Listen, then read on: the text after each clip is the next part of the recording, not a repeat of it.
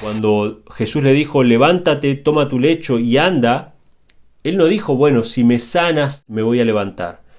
Él obedeció la palabra. Él se levantó, obedeció porque Cristo lo dijo.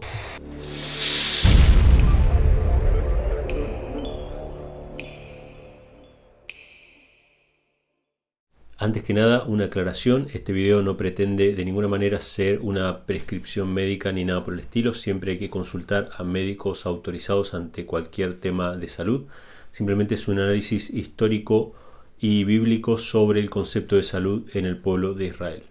El tema que quisiera compartir con ustedes hoy tiene que ver con el tema de la salud, y es un tema muy general, lo voy a tocar a grandes rasgos, pero básicamente, si tuviéramos que ponerle un título, sería la salud según la Biblia. La salud según la Biblia. Y creo que este tema nos puede servir tanto a nosotros como cristianos para refrescar algunos conceptos, algunas ideas, pero sobre todas las cosas para el mundo que nos rodea. Este es un tema que ha de servirle a una humanidad sufriente, a una humanidad dolorida. Todos nosotros, ya seamos cristianos o no, hemos padecido la enfermedad, algunos la padecemos todavía, y todos tenemos nuestros problemas físicos por nuestros hábitos o por diferentes cuestiones, tenemos nuestros problemas de salud, y a todos nos toca de cerca cuando hablamos acerca de la salud y del sufrimiento, porque es la consecuencia natural del pecado. O sea, la Biblia lo presenta así. Para la Biblia no hay una diferencia entre lo espiritual y lo físico. Estas dos cuestiones van entrelazadas. Sin embargo, el mundo sufriente que nos rodea está aún más necesitado todavía. ¿Por qué? Porque el mundo incrédulo, podríamos decirlo, el mundo que se basa simplemente en lo materialista, está en la búsqueda constante de la píldora mágica, o de la inyección adecuada que pueda solucionar los problemas de salud. Sin embargo, la Biblia tiene otro concepto muy distinto de la salud de lo que el mundo lo tiene, ¿sí?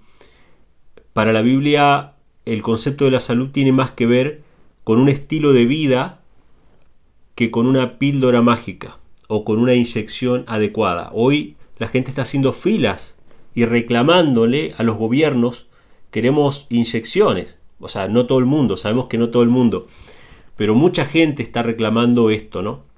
Entonces lo que quiero presentar en esta pequeña exposición tiene que ver con si es compatible esta idea de las inoculaciones, ¿sí?, de las inyecciones, con la salud bíblica.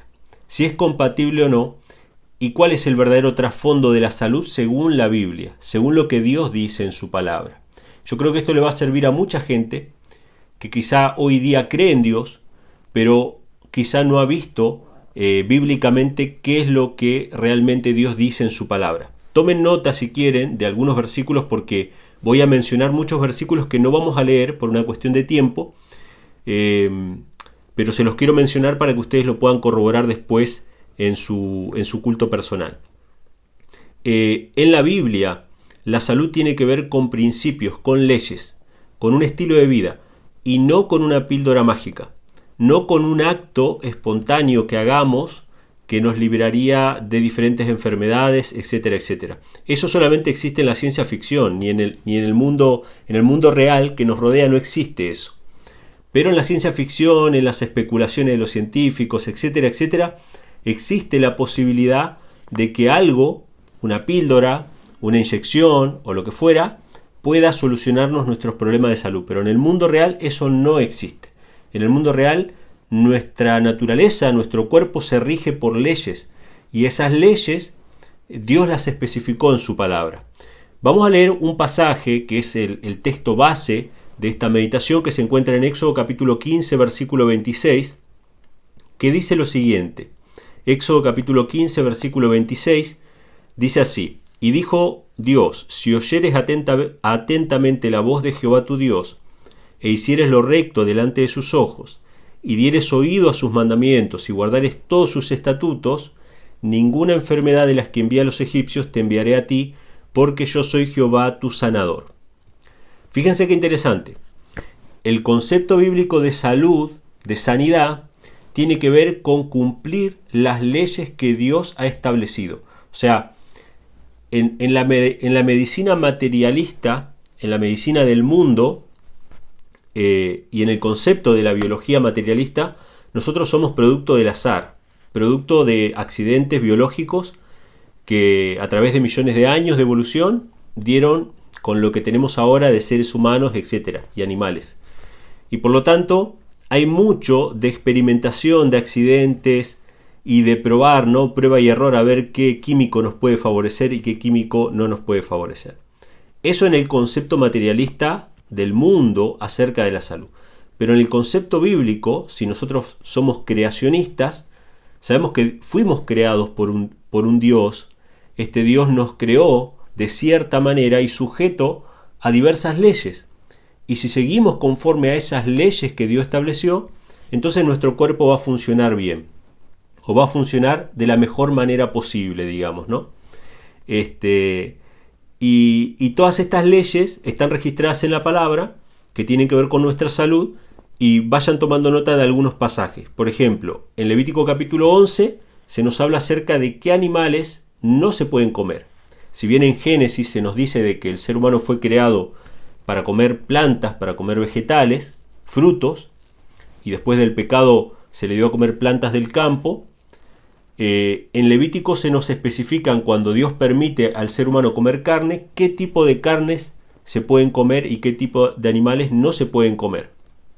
Ahora, dentro de los animales que sí se pueden comer, en Levítico capítulo 7 y en Levítico capítulo 17, en estos dos capítulos, se especifica de que de esos animales limpios no se puede comer ni la sangre ni la grasa de esos animales. Ahora ustedes piensen por un momento, ¿no? Gran parte de las enfermedades que aquejan a la humanidad tienen que ver con el consumo de grasa de animales, e incluso grasa de animales inmundos que están prohibidos en la Biblia, ¿sí? ¿Cuánta enfermedad, cuánto sufrimiento se habría ahorrado a la humanidad si solamente hubiesen observado esta ley de comer animales limpios, sin su sangre y sin su grasa? No estoy diciendo de volver a la dieta original del Edén ni nada por el estilo.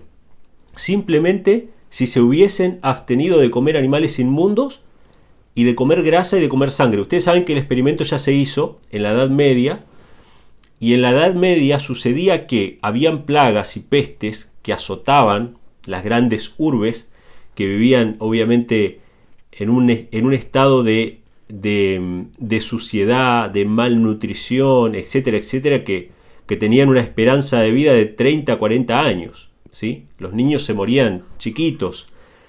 Pero en la Edad Media había una característica importante, es que los judíos, el pueblo judío, estaba disperso entre las naciones europeas. ¿Sí?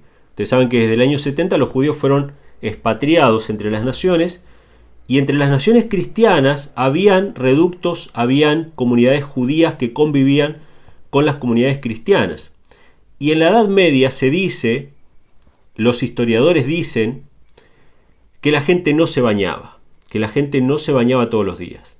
Se bañaban algunos 3 veces al año. Se dice de reyes europeos que no se bañaban durante mucho tiempo. Sin embargo, el pueblo judío se bañaba, por lo menos una vez por semana. ¿Saben qué día? Los viernes. ¿Por qué? Porque al otro día era el Shabbat. Y ellos tenían que tener una cierta limpieza, así que aunque no había mucha agua potable, aunque no había muchos recursos, los judíos por lo menos se bañaban una vez por semana. ¿Y saben qué más hacían los judíos? Los judíos no comían animales inmundos, no comían grasa y no comían sangre, guardaban estas leyes. Entonces cada vez que había una plaga, tipo peste negra o peste bubónica o la peste que fuera, que diezmaban a las comunidades europeas, ¿saben qué hacían? Culpaban a los judíos y decían que los judíos habían hecho algún hechizo que hacía que los cristianos se mueran. Y no era que habían hecho un hechizo, simplemente los judíos no se morían porque ellos guardaban las leyes de salud, mientras que los cristianos violaban estas leyes, las ignoraban completamente, en su gran medida, en su gran mayoría, ¿sí? Entonces, acá tenemos algunas leyes que tienen que ver con la nutrición, pero como mencioné también, el tema de la higiene, también habían leyes de higiene en el Antiguo Testamento. Por ejemplo, en Deuteronomio, si quieren ir anotando, Deuteronomio capítulo 23, versículo 13, se da una instrucción acerca de que el campamento de los israelitas, esta es una instrucción de cuando iban a la guerra, tenía que estar limpio, tenía que estar aseado. El ejército de Israel tenía que estar limpio a tal punto de que tenían que ir a hacer los excrementos fuera del campamento y enterrarlos. Esa instrucción está dada en Deuteronomio 23:13. Y esto tiene que ver con la santidad. Eran leyes de higiene, ¿sí? Vamos de vuelta a la Edad Media. Saben que hasta hace muy poco tiempo atrás, durante toda la Edad Media y hasta hace muy poco tiempo atrás, hasta bastante entrado el siglo XIX, no habían cloacas en Europa, no habían alcantarillados. La gente echaba los desperdicios a la calle. Ustedes vieron en las películas que a veces muestran que agarran esa especie de cuenco que tenían, de palangana que tenían ahí en el cuarto, que se levantaban a la noche a hacer sus necesidades y lo echaban por la ventana. Las calles de Londres, París y todas esas ciudades más avanzadas apestaban de los desechos de la gente. Sin embargo, en el antiguo Israel Dios ya había dado leyes de que esas inmundicias tenían que estar fuera del campamento, que se tenía que mantener una higiene estricta, porque era un pueblo santo, un pueblo peculiar, ¿sí? Entonces, tenemos leyes acerca de la nutrición, leyes acerca de la higiene, hay leyes sobre la higiene personal en Levítico capítulo 15, acerca de la inmundicia femenina, de la inmundicia masculina, de que tiene que haber una estricta limpieza. Hay leyes en Números capítulo 19, versículos del 11 al 13, por si lo quieren anotar, Números 19 del 11 al 13, hay leyes acerca de qué pasa cuando nosotros estamos en contacto con cadáveres.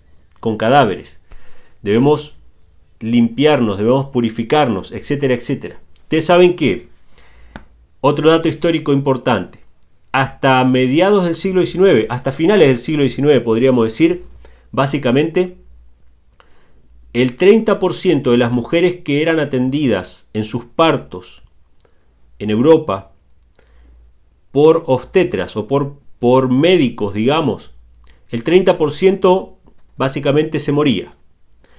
Se morían de una fiebre que se llamaba, yo lo anoté porque no es fácil mencionarlo, se llamaba fiebre puerperal.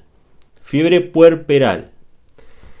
Hasta que un médico húngaro empezó a estudiar esta cuestión, cómo puede ser que el 30% de las mujeres que se atienden con médicos se mueran en los partos y las mujeres que se atienden con comadronas, con otras mujeres simplemente que se dedican a atender los partos, sobreviven casi todas.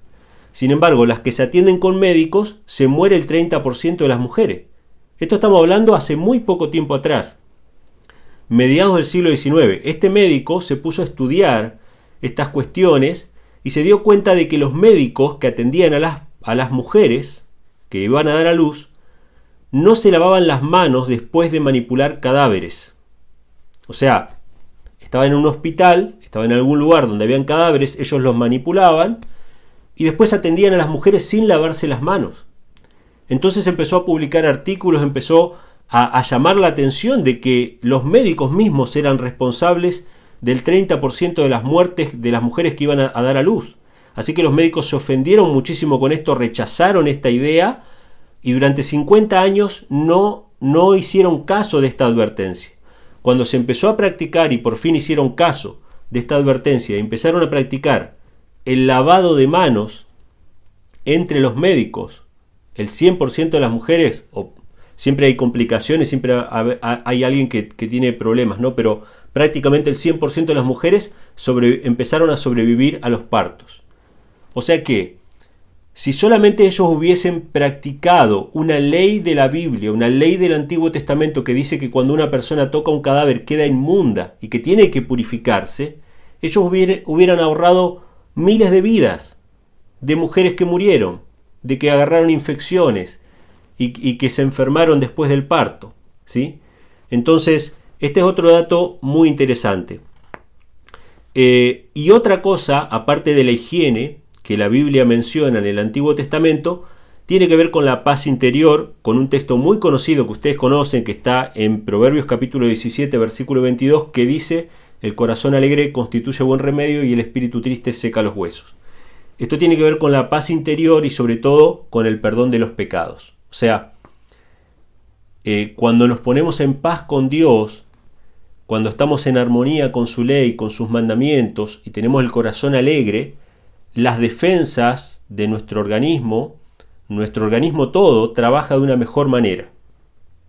Y más si nosotros guardamos estas leyes de higiene, que si ustedes se ponen a pensar, simplemente esto es nutrición e higiene y estado de ánimo, nada más que eso.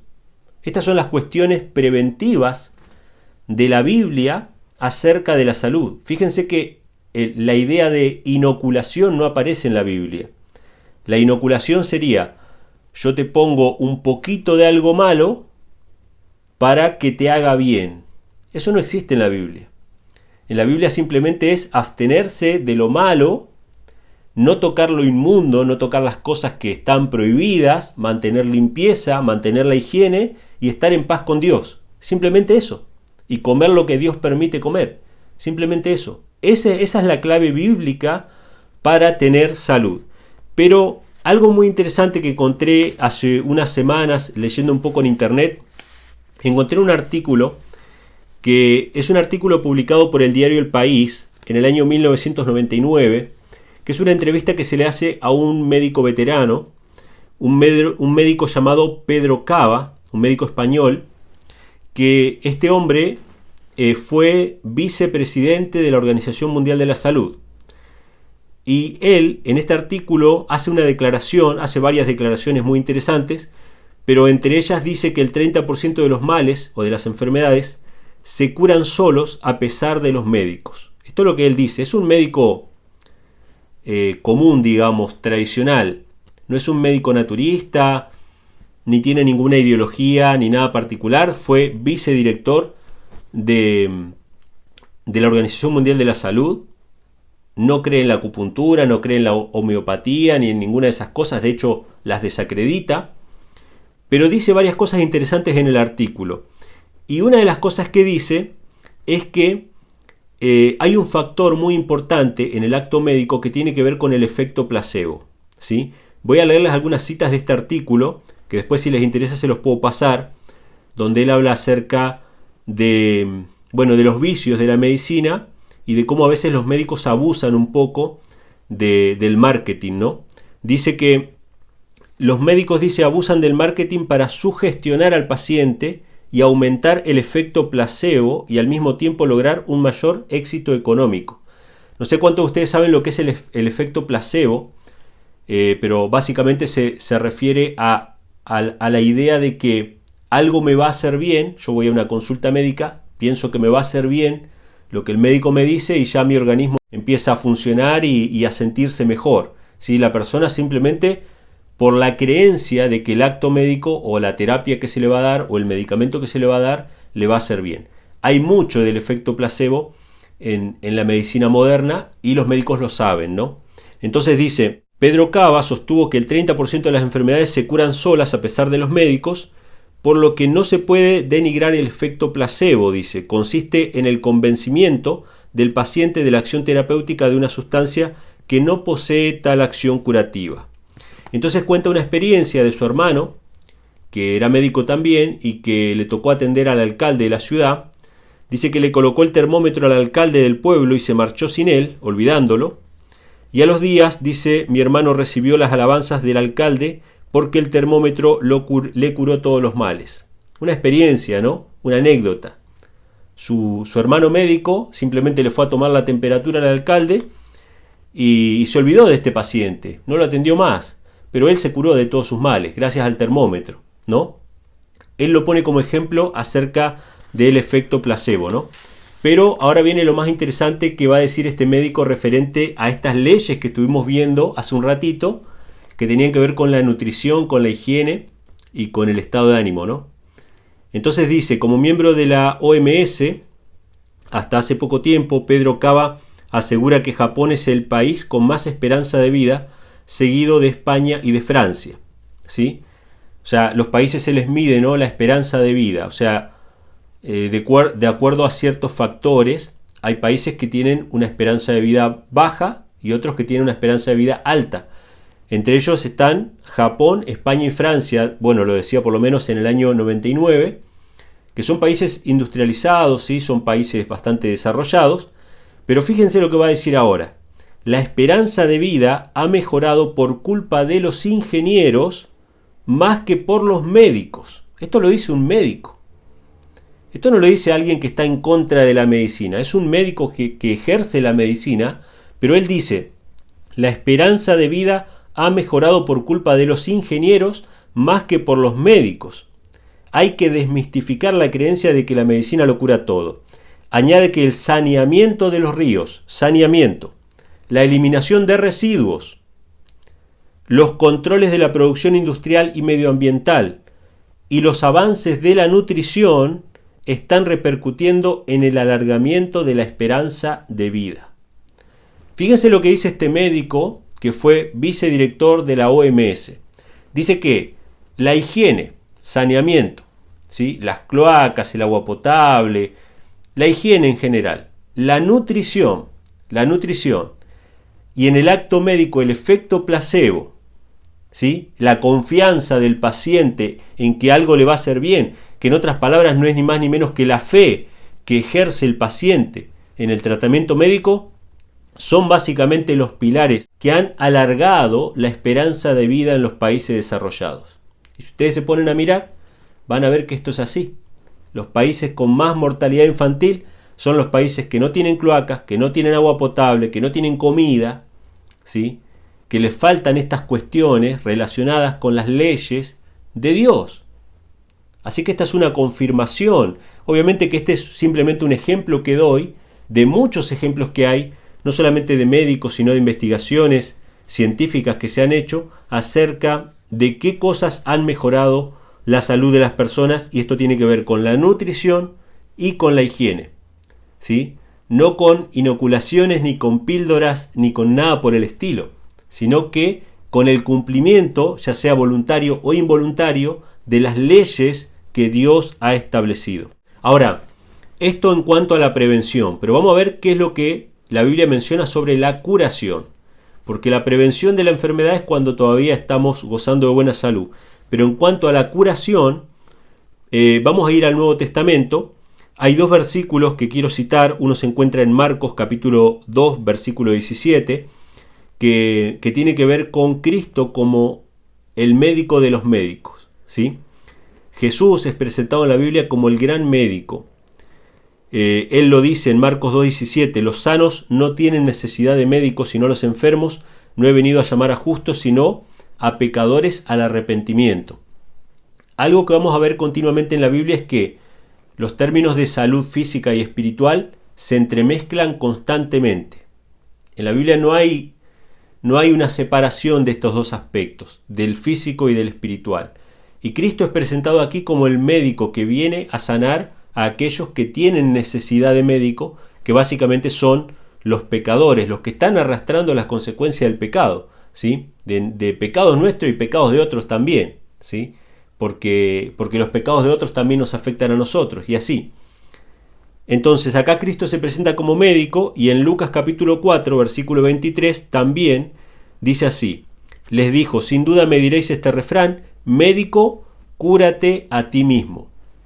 A Cristo le iban a decir el refrán, médico, cúrate a ti mismo. O sea que, bíblicamente, Cristo es el médico de los médicos. Tanto en el Antiguo como en el Nuevo Testamento, a través de sus profetas en el Antiguo Testamento, pero en el Nuevo Él aparece en persona haciendo los milagros y haciendo las sanidades y enseñándonos cuáles son los métodos de curación.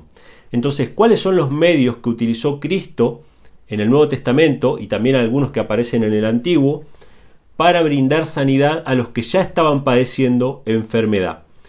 Voy a hacer una aclaración. Si bien yo voy a mencionar algunos casos nada más, si no hubo más sanidad en el pueblo de Israel, si no hubo más sanidad en la historia, esto tiene que ver con una falta de fe. Y esto lo dice Cristo en Lucas capítulo 4, no lo voy a leer ahora, pero lo dice Cristo cuando lee al profeta Isaías en la sinagoga, y después cuando la gente empieza a hablar, él les dice, ¿no? Habían muchos leprosos en Israel, en época del profeta Eliseo, y habían muchas viudas en Israel en época del profeta Elías.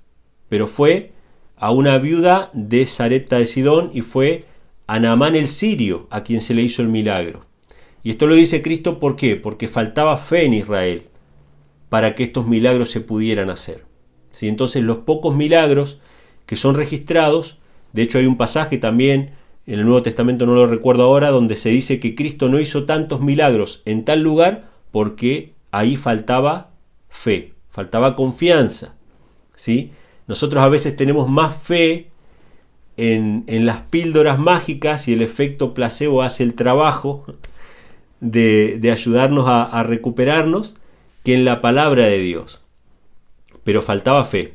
Entonces algunos de los medios que Cristo utilizó o que en la Biblia se utilizan para sanar la enfermedad, vemos por ejemplo que en Juan 9, 6 y 7 se utiliza barro para abrirle los ojos a un ciego. ¿Sí? Ahí se utiliza barro.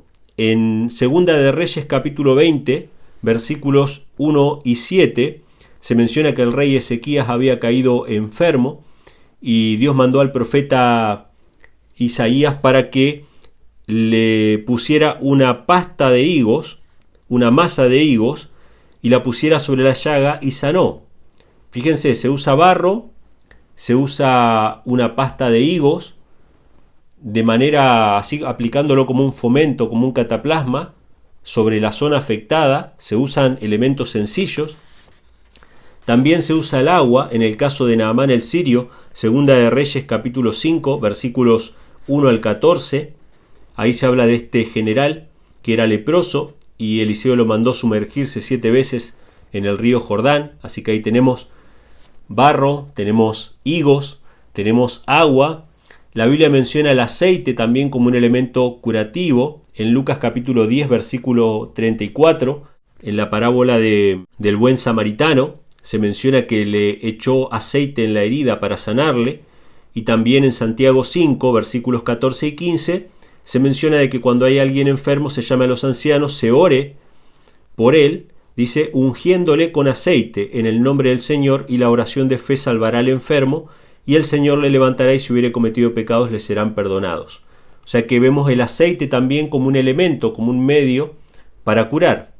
Y sobre todas las cosas, lo más importante de todo en la curación del enfermo es el perdón de los pecados, que lo menciona Santiago, pero uno de los casos más claros para mí, más gráficos para mí, se encuentra en Lucas capítulo 5, versículos 20 al 24, que habla acerca de este paralítico que fue metido por el techo de la casa y fue presentado a Cristo. Cuando Jesús lo vio, dice que le dijo, tus pecados te son perdonados. Entonces la gente empezó a murmurar, ¿no? ¿Quién es este para perdonar pecados?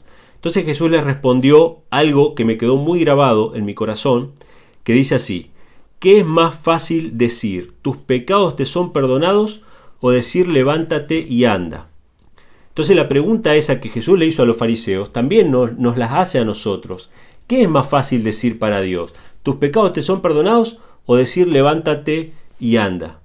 Saben que yo me di cuenta que para Dios es más fácil convencernos a nosotros de que Él puede levantar a un paralítico que convencernos a nosotros de que Él tiene suficiente amor para perdonar nuestros pecados. Esto es tremendo. Es más fácil para Dios convencernos de un milagro contra la naturaleza que convencernos de que Él nos ama lo suficiente para limpiar nuestra vida absolutamente.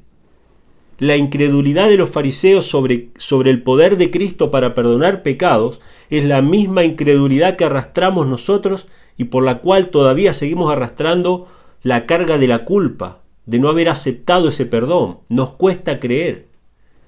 Entonces, ¿por qué no hay tanta sanidad hoy día? Porque nos cuesta creer en el amor de Dios. Entonces le dice, ¿qué pensáis en vuestros corazones? ¿Qué es más fácil decir, tus pecados te son perdonados, o decir, levántate y anda? Pues para que sepáis que el Hijo del Hombre tiene potestad en la tierra para perdonar pecados, dijo al paralítico, a ti te digo, levántate, toma tu lecho y vete a tu casa. Este hombre se paró, se levantó y evidenció que no solamente Cristo tiene poder para levantar a un muerto, para levantar a un paralítico, sino que Cristo tiene el suficiente poder para limpiar nuestro corazón del pecado. Es lo que más nos cuesta creer. Ustedes saben que cuando Elena G. White comenta esta situación, creo que en el Deseo de todas las gentes, ella dice que este hombre, lo que más le agobiaba era su carga de pecado. A él no le interesaba tanto caminar, a él le interesaba saber que Dios le amaba. Y cuando lo bajaron en esa camilla, Jesús le dijo, tus pecados te son perdonados. Este hombre ya descansó. Este hombre no esperaba más nada. No buscaba otra cosa. Él lo único que quería saber era que sus pecados les eran perdonados. Y cuando él supo eso, él dijo, bueno, ya, gracias. Y obviamente al quitarle ese peso, todo su cuerpo recibió el beneficio. Los médicos lo llamarán efecto placebo. Pero su cuerpo recibió el beneficio de saber que Dios estaba con él, que Dios no le había abandonado, que Dios lo amaba.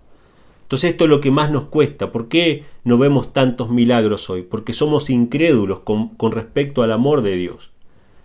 Y esto es uno de los puntos más importantes. Y también la Biblia nos habla acerca de que la sanidad implica obediencia. En Juan capítulo 5, versículos 13 y 14, dice que Jesús se encuentra con una persona que había sido sanada, con un paralítico que había sido sanado en el templo, y le dijo así, mira, has sido sanado, no peques más para que no te venga alguna cosa peor. Fíjense que este hombre tenía una enfermedad física, sin embargo Jesús pone la causa como el pecado. Que si nosotros simplemente decodificamos la palabra pecado, según 1 Juan 3:4, el pecado es infracción de la ley. ¿Y qué cosas Dios estableció para mantener nuestra salud? Leyes.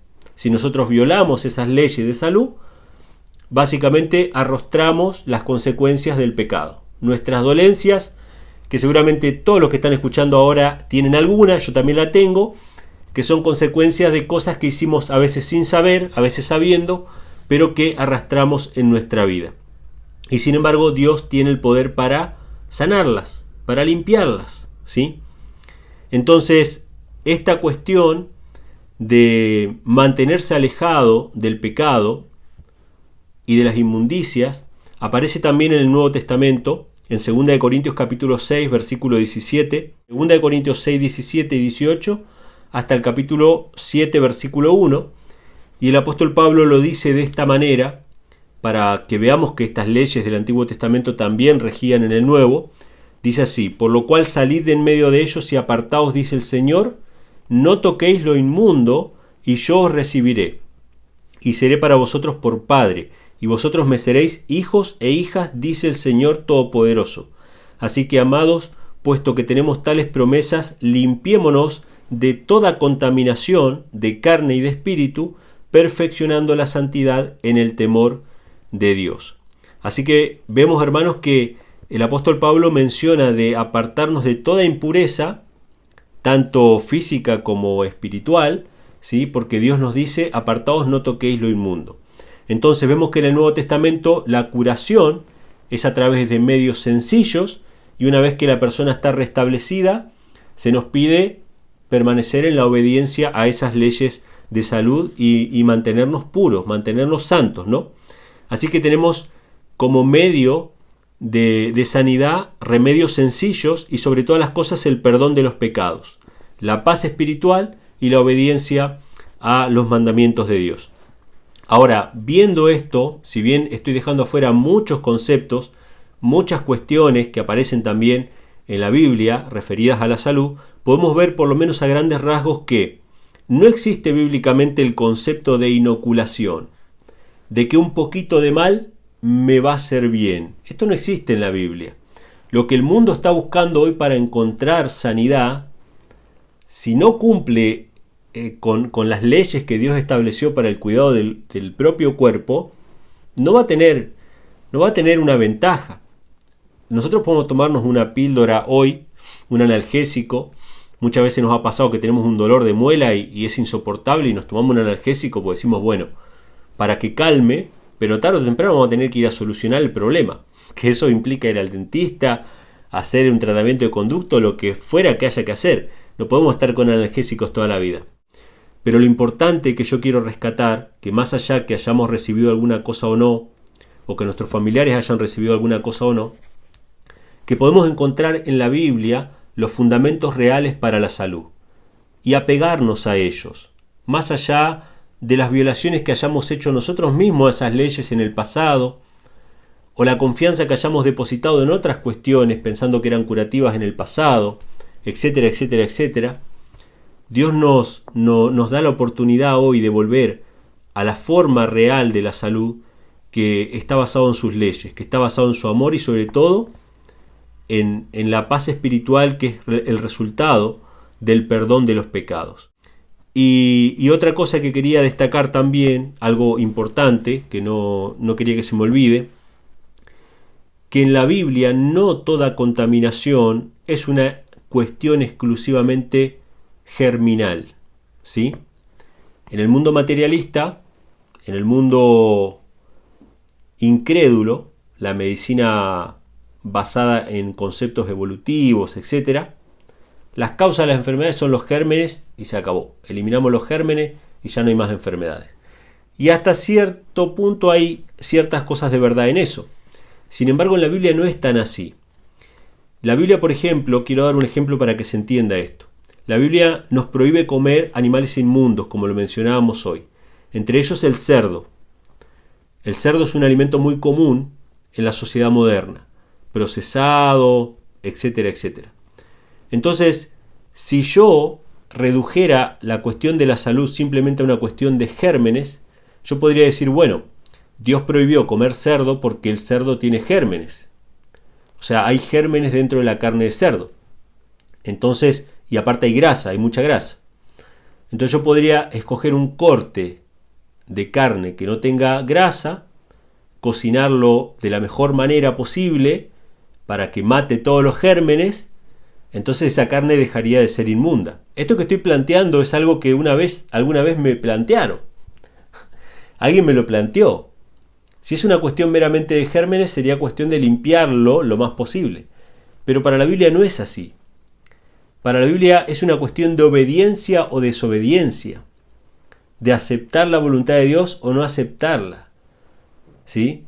No se basa simplemente en una cuestión de gérmenes. O sea, es una cuestión un poco más profunda. Tiene que ver con la obediencia a Dios, con aceptar su palabra. Y el pasaje que habíamos leído al principio, que decía que si nosotros oímos su voz, estaba en Éxodo capítulo 15, versículo 26, dice: si oyeres atentamente la voz de Jehová tu Dios, e hicieres lo recto delante de sus ojos, y dieres oído a sus mandamientos, y guardares todos sus estatutos, ninguna enfermedad de las que envié a los egipcios te enviaré a ti, porque yo soy Jehová tu sanador. Consiste en oír, en escuchar, en prestar oído a sus palabras. Y por más que no podamos entender el trasfondo de todo lo que implica la obediencia, porque yo no sé, aparte de los gérmenes, la naturaleza, el ADN no se puede observar, no lo podemos observar, no sabemos todo lo que implica la carne de cerdo, obedecer a Dios no simplemente por una cuestión que comprendemos 100% de manera materialista, sino porque confiamos en su palabra. Nosotros no comemos cerdo no simplemente porque tiene gérmenes, porque alguien podría decir, bueno, le saco los gérmenes y ya. No comemos cerdo porque Dios lo dice, porque en su palabra está. En eso estriba la salud, porque si no, ¿cómo hubiera sanado al paralítico? Si este hombre se hubiese puesto a calcular matemáticamente, materialistamente las posibilidades que tenía de levantarse. El paralítico de Betesda, que es otro paralítico del estanque, cuando Jesús le dijo, levántate, toma tu lecho y anda, él no dijo, bueno, si me sanas me voy a levantar. Él obedeció la palabra. Él se levantó, obedeció porque Cristo lo dijo. No porque él podía comprobar científicamente de que tenía las fuerzas necesarias, sino que obedeció la palabra. Y en eso se basa la sanidad, la salud y todo lo referente a esto. En obediencia, en creer lo que la palabra de Dios dice por encima de quizá las cosas que se nos quieran demostrar científicamente, que, bueno, la historia está plagada de ejemplos que supuestamente se habían demostrado científicamente y después terminaron siendo un desastre. Pero nosotros podemos confiar en la palabra. Él nos ama.